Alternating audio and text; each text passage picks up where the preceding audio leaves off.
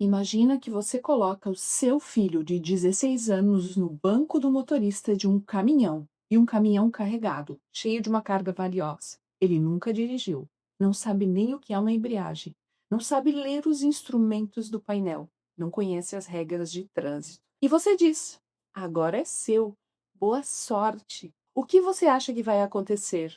Ele vai bater, vai perder a carga, vai se machucar ou, na melhor das hipóteses, vai ficar paralisado sem conseguir sair do lugar. Parece um absurdo, não é mesmo? Nenhum pai, nenhuma mãe faria isso. Mas é exatamente o que está acontecendo agora com milhares de famílias no Brasil. Pais que transferiram patrimônio, cotas de empresa, imóveis, participações societárias para filhos que ainda não estão prontos, que não sabem o que aquilo significa, que não foram preparados para gerir. E qual o resultado provável?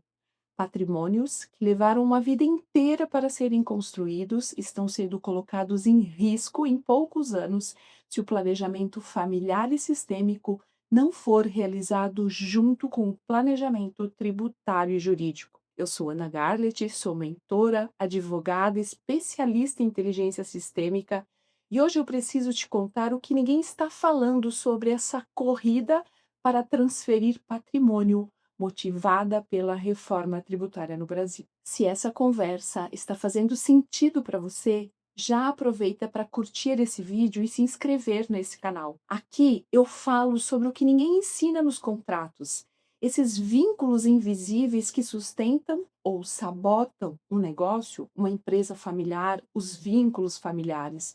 E quando você se inscreve no canal, você garante que não vai perder mais nenhum novo vídeo sobre esse assunto. E antes de tudo, eu preciso contextualizar para você o que é que está acontecendo. A reforma tributária brasileira trouxe mudanças muito importantes no ITCMD, que é o Imposto sobre Herança e Doações. Em vários estados, a alíquota vai aumentar. Por exemplo, no estado de São Paulo, a alíquota tende a dobrar nos próximos anos. Então, o que as famílias fizeram e ainda estão fazendo? Elas estão correndo para o cartório, fazendo doações de bens, imóveis, sociedades em vida, criando holdings, transferindo cotas, tudo isso para pagar menos imposto. E eu entendo, eu compreendo você. Eu também fiz esses estudos, eu também tenho um planejamento tributário, a nossa família tem um planejamento. Do ponto de vista tributário, jurídico, faz todo sentido, é necessário. Mas o que eu estou vendo no meu trabalho com famílias empresárias é muito preocupante. Por quê? Sucessões que levariam 5, 10 anos para acontecer foram se desdobrando em 5, 6 meses. Filhos que ainda estavam sendo preparados, alguns que ainda estão na pré-escola, de repente viraram donos, viraram herdeiros que não sabem nem o que é uma empresa e agora eles têm 30, 40, 50% das cotas. Eles são donos do papel, mas totalmente despreparados na prática. E de novo, com isso eu não quero dizer que o planejamento não deva ser feito. Não, não, não é nada disso. O que eu quero dizer é que precisa ir além de números e contratos e chegar ao coração. E se você está achando estranha essa minha expressão, fica aqui comigo que eu vou te provar o que eu estou falando. Um dos maiores estudos globais sobre transmissão de riqueza feito pelo Williams Group queria entender por que apenas um terço das famílias conseguia reter a riqueza para a geração seguinte. Esse estudo durou 20 anos, acompanhou mais de 3.000 famílias ao redor do mundo, famílias que passaram por transferência de patrimônio. O resultado surpreendeu até os pesquisadores. Você sabe qual a principal causa da perda de patrimônio? Não foram os erros de documento, as escolhas legais, problemas fiscais. Não foi falta de holding, não foi falta de planejamento tributário. Menos de 5% das falhas nessa transmissão de riqueza tinha origem técnica. 96% da perda de patrimônio entre as gerações era responsabilidade, era causada pela própria família. Vamos aos números. 60% das falhas nessa transmissão de patrimônio foi causada por quebra de confiança e comunicação entre os membros da família, ou seja, aquele pai que não conversa com o filho sobre o que ele espera, aquela mãe que não explica por que tomou certas decisões, aqueles irmãos que não confiam uns nos outros, que disputam o poder de forma velada. E quando o fundador morre, tudo implode. Recentemente, nós tivemos aqui no Brasil um caso assim, que foi uma disputa entre a mãe e 6 filhos de um hotel que foi um dos primeiros hotéis de Brasília, que ficou mais de 10 anos no judiciário. Nós aqui da nossa equipe calculamos quanto é que esses herdeiros perderam, porque o hotel ficou todo esse tempo parado, o prédio ficou tão depreciado que ele precisou ser implodido, para você ver como essas questões de conflito e comunicação podem destruir um patrimônio. 60% desses casos do estudo mostrou que foram questões de comunicação e disputas dentro da família. Depois, 25% das perdas patrimoniais eram causadas por herdeiros que não estavam preparados para assumir. E aqui também está outro ponto que nos interessa. Não preparado tecnicamente, sim, às vezes, mas, principalmente, o que que eu observo? Não preparados emocionalmente. Herdeiros não preparados para o peso dessa responsabilidade. Não preparados para lidarem com os irmãos. Não preparados para ocupar o lugar que era do pai, que era da mãe. 15% das famílias desse estudo também perderam o patrimônio porque elas não tinham clareza, elas não tinham uma missão e um objetivo para aquele patrimônio. Ninguém sabia o que fazer com aquilo, ninguém sabia qual era o desejo do fundador. E quando o fundador morre, cada um acaba puxando para o seu lado, olhando para o seu próprio umbigo, ferindo a ordem sistêmica e esquecendo, desconhecendo tudo aquilo que veio antes. Existe uma coisa que eu chamo o problema do silêncio. Muitas famílias evitam falar sobre dinheiro, evitam falar devido a normas culturais, ou às vezes é desejo de manter os filhos, os herdeiros humildes, para que eles não saibam exatamente quanto dinheiro eles têm, quanto dinheiro a família tem, ou simplesmente porque falar sobre dinheiro no Brasil é desconfortável, não pega bem. Isso vem da nossa própria história. Mas manter a riqueza em segredo pode fazer muito mais mal do que bem, deixando herdeiros despreparados e vulneráveis a erros financeiros. Olha só esse caso. Semana passada eu conversei com um empresário que é meu cliente há um bom tempo. Ele tem uma rede de lojas, construiu tudo do zero, 40 anos de trabalho. Tudo ia muito bem. E aí, de repente, ele quis me contar com muita alegria: Ana, eu fiz a doação das cotas para os meus 3 filhos. Meu advogado, meu contador falaram que era urgente, eu fui lá e fiz porque iria aumentar o imposto. Então a gente correu e fez. E aí eu perguntei para ele: ok, e os seus filhos estavam prontos? Ele ficou em silêncio, depois ele me disse: bom, o mais velho trabalha comigo há 10 anos, esse sim. Ele compreende o que a gente está fazendo. A do meio é médica, ela nunca se interessou pelo negócio. O mais novo tem 24 anos, acabou de se formar, ele nunca trabalhou, ele está no processo dele. Agora pensa comigo, os 3 têm a mesma participação no negócio, as mesmas cotas, os mesmos direitos. Ele economizou no imposto? Ok, economizou. Mas ele criou um problema que pode custar a empresa dele nos próximos anos. Por quê? Eu sempre digo que uma herança, ela pode ser 2 coisas: um presente ou um peso. Quando você recebe algo e sabe o que aquilo significa, quando você conhece a história, quando você foi preparado, quando você foi sendo educado, aquilo vira um presente. Você tem clareza do que é, aquilo tem significado. Você cuida, você honra, você faz crescer. Mas quando você recebe algo sem compreender, sem estar pronto, sem estar preparado, sem saber o peso daquilo, então o que você recebe pode se tornar um fardo. Vira uma espécie de mochila cheia de pedras nas costas daquele que recebe. A pessoa não consegue andar, a pessoa não consegue crescer e às vezes ela larga no meio do caminho. Então, para você que já transferiu cotas para os filhos e herdeiros ou está planejando transferir bens, a pergunta que fica é: o que você realmente está dando para os seus filhos? É um presente ou é um peso? Como é que eles estão ao receber? Qual foi a preparação prévia que cada um teve para o processo que vocês estão conduzindo? E agora eu quero trazer a perspectiva sistêmica para essa conversa. Porque o problema, como eu já falei para você, não é só técnico, não é falta de conhecimento, é mais profundo. Existe um princípio sistêmico que nós chamamos de lei do equilíbrio. Essa lei fala sobre dar e sobre receber. Funciona assim: toda vez que você recebe algo, automaticamente você sente uma pressão por retribuir. Isso é inconsciente, é instintivo. Acontece com todo mundo. Pensa comigo, imagina que é o aniversário do seu melhor amigo e você esqueceu de dar um presente. Mas aí chega o seu aniversário e ele te dá um presente maravilhoso, exatamente o que você queria. Como é que você se sente? Se sente mal, envergonhado, em dívida, pressionado. E eu tenho certeza que no próximo aniversário dele, o que você vai fazer? Você vai dar um presente melhor ainda, buscando uma compensação.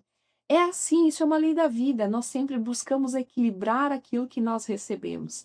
Isso é a lei do equilíbrio funcionando o tempo todo.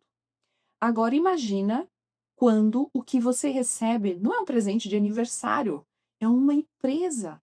São cotas que valem milhões. São terras e patrimônios. É um patrimônio que alguém levou uma vida inteira para construir. E você não fez nada para merecer aquilo. Você não suou a camisa, você não ralou, você não acordou de madrugada. Você só nasceu na família certa, como as pessoas de fora costumam dizer. O peso disso é enorme. Alguns estudiosos chamam isso de síndrome da riqueza súbita.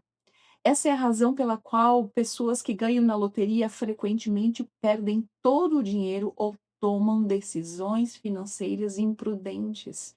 É difícil tomar algo grande que você não fez nada para receber. Esses ganhos inesperados, eles podem impactar o senso de identidade de uma pessoa.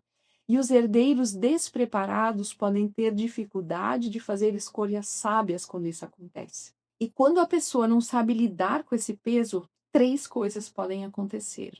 A primeira reação, paralisia. A pessoa recebe e congela, não consegue tomar decisões, não consegue agir, fica travada. Eu já vi herdeiros que receberam empresas e simplesmente paralisaram. Eles continuaram indo na empresa todo dia, mas eles não conseguiam mudar nada, eles não conseguiam tomar decisão, eles tinham medo, eles não eram capazes de inovar, eles não conseguiam acompanhar o mercado. Ficavam esperando alguém dizer o que fazer e o que não fazer, esperando que outras pessoas tomassem a responsabilidade, se sentiam inseguros. Em casos mais extremos, por fora até parecia preguiça, desinteresse, desvalor, mas por dentro era medo, era o peso de ter recebido algo grande demais. A segunda reação é o desperdício. A pessoa recebe e não sente peso, porque ela não conhece a história, ela não sabe o que custou, ela acha que aquilo sempre vai existir, que nunca vai acabar, que é só simplesmente usufruir daquilo. Ela não compreende o sacrifício na construção daquele bem, daquele dinheiro, daquele imóvel. E aí ela começa a gastar, vender, ostentar, presentear, e quando ela vê, ela perde, ela deixa tudo escapar. Eu conheci uma empresa onde o avô construiu uma indústria, trabalhou 50 anos. Ele tinha uma rotina de acordar 5 horas da manhã todo dia. Conhecia cada funcionário pelo nome, mas a sucessão não foi planejada. Quando ele morreu, foram os netos que herdaram e assumiram. Nenhum deles tinha trabalhado na empresa, nenhum conhecia a história. Em 8 anos, eles venderam a empresa por uma fração do que valia, porque eles não sabiam o que eles tinham nas mãos. O avô levou 50 anos para construir, 5 décadas. Os netos levaram menos de uma década para colocar tudo a perder. E não foi por maldade, foi por falta de preparo, de maturidade e de conexão com a história. A terceira reação é a sabotagem inconsciente, e essa é a mais difícil de entender. A pessoa recebe e praticamente destrói o patrimônio. Quem olha de fora acha uma coisa inadmissível, mas isso não é de propósito, isso é inconsciente. Por que alguém faria isso? porque no fundo, ela não se sente merecedora. Ela sente que aquilo não é dela, que ela não fez por merecer. E perder é um jeito de aliviar a culpa e a pressão. É como se a alma da pessoa dissesse: Isso não é meu, eu não mereço isso, e eu preciso ir embora, eu preciso sair daqui". E uma forma de sair é desfazer-se, é perdendo, tomando péssimas decisões. Aqui a síndrome da riqueza súbita atua novamente. E na verdade, se a gente olha por trás, o que que é essa síndrome da riqueza súbita? É a lei do equilíbrio sistêmico atuando, o dar e receber atuando ali. Eu trabalhei com um herdeiro que recebeu uma rede de farmácias do pai. Em 3 anos, ele estava quase falindo. Ele recebeu uma rede redondinha, toda bonitinha, toda organizada. Quando a gente foi olhar para a história, nós descobrimos que ele tinha uma relação muito difícil com o pai, muita mágoa, muita coisa não dita. Receber a empresa do pai era como receber um abraço de alguém que ele sentia que nunca o tinha abraçado de verdade. Aliás, essa era uma dor dele. Ele falava: "Meu pai nunca disse que me amava, nunca me abraçou, nunca me deu carinho". Então ele não conseguia tomar aquela empresa. Então destruir a rede de farmácias, no fundo, era uma forma inconsciente de dizer: "Pai, eu não quero nada que venha de você". Olha que coisa! Não era incompetência, era dor, era a ferida da infância agindo na vida dele, no aqui e no agora, dentro do negócio. Então, quando a gente olha sistemicamente, quando a gente consegue se afastar, abrir mão de julgar essas pessoas, esses herdeiros, a gente começa a entender. Não é má índole como parece. É o efeito do desequilíbrio, é medo. O filho que paralisa, o filho que desperdiça, o filho que sabota, nenhum deles está fazendo isso exatamente de propósito ou por desrespeito, embora existam alguns casos extremos que eu concordo com vocês que pode acontecer, mas isso é sempre a exceção. O que acontece é que esses filhos, esses herdeiros, estão reagindo a um peso que eles não sabem como carregar, como se eles não tivessem braço para carregar coisa demais.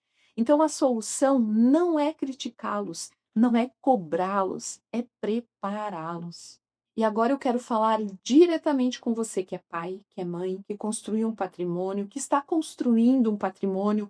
Nunca é cedo para começar a pensar nisso, se você quer deixar algo para os seus filhos, para sua família. Você deve inclusive estar se perguntando: "Ok, mas então, Ana, qual é o jeito de fazer? Eu trabalho tanto, já estou fazendo tanto esforço para construir, o que que mais eu tenho que fazer?". Você precisa entender que não basta transferir o patrimônio. Isso qualquer cartório faz. Você assina um papel e pronto, as cotas mudaram de nome.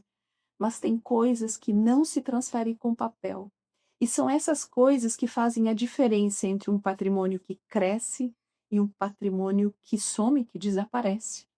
Antes de transferir os bens, você precisa transferir 5 coisas. Pega um papel, uma caneta, anota, porque vale a pena. Isso é um conhecimento para a vida de vocês. Primeira coisa, você precisa transferir a história. Os seus filhos sabem como você começou? Sabem o que você passou? Sabem das noites sem dormir, das decisões difíceis, dos momentos em que você quase desistiu? Sabem quem te ajudou no caminho? Sabem quem você teve que deixar para trás? Eles sabem o preço que você pagou? Quando o filho conhece a história, a relação dele com o patrimônio muda completamente. Ele para de ver como uma coisa que caiu no meu colo e começa a ver como a obra que meu pai construiu com sangue e suor. E aí ele cuida diferente. Aí ele honra diferente. Aí passa a ser história, memória, é algo sagrado para ele. Segunda coisa que você precisa transferir, o conhecimento. Seu filho sabe como a empresa funciona? Sabe ler um balanço? Sabe o que é margem de lucro, fluxo de caixa, capital de giro? Sabe quem são os clientes importantes? Ele sabe quem são os funcionários-chave? Ele sabe onde estão os riscos? Muitos pais protegem os filhos da complexidade. Deixa que eu resolvo, não, isso é coisa de adulto, e deixa e depois você pensa nisso, você não precisa se preocupar com isso agora, porque inclusive é mais fácil você resolver do que ensinar alguém. E aí, quando o filho vira dono, ele não sabe de nada, porque foi protegido a vida inteira. Terceira coisa que você precisa transferir, a responsabilidade. Não a responsabilidade no papel, a responsabilidade de verdade. Seu filho já teve que tomar uma decisão difícil, já teve que demitir alguém, já teve que lidar com crises, já teve que resolver algum problema sem poder ligar para você?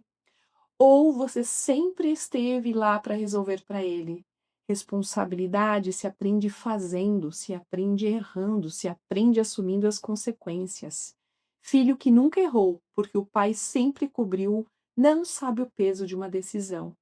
E quando tiver que decidir sozinho, vai travar. Quarta coisa que precisa ser transferida, e essa é a coisa mais importante e também é mais difícil: a confiança. Confiança não é só dizer agora é seu, é dizer com palavras e atitudes: você pode ser maior do que eu, você pode ser diferente de mim, você pode ir além, você pode errar. Eu confio em você, eu confio que você vai dar conta. Eu vou estar aqui se você precisar, mas agora é com você. Muitos pais transferem as cotas, mas não saem do centro. Continuam decidindo, continuam sendo consultados para tudo, continuam opinando sobre cada detalhe. E o filho continua no limbo. É dono no papel, mas não tem permissão de verdade. Quinta transferência que precisa acontecer junto com o patrimônio: entregar o lugar, passar o bastão de verdade. Na hora em que um pai, uma mãe, um avô, um familiar se afasta, não basta dar permissão. Você realmente precisa sair desse lugar para que o sucessor possa entrar. Enquanto você estiver se colocando no centro, o sucessor fica à margem, fica na beirada. Enquanto você ainda é o ponto de referência, ele vai ser só o filho do dono.